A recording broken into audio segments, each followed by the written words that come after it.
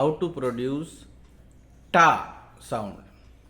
So before going to ta, we have to learn tha.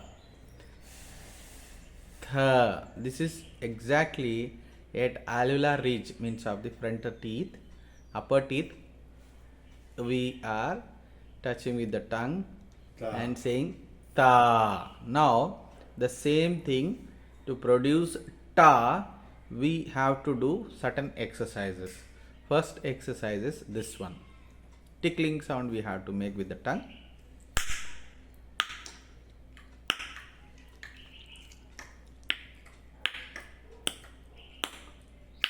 So this is made with a negative pressure.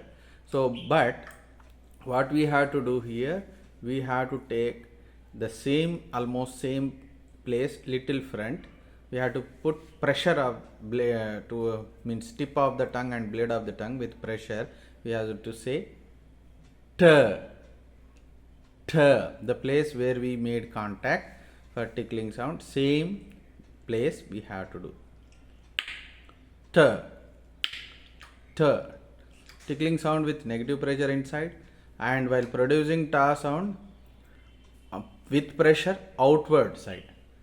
T, t, Ta, t, ta.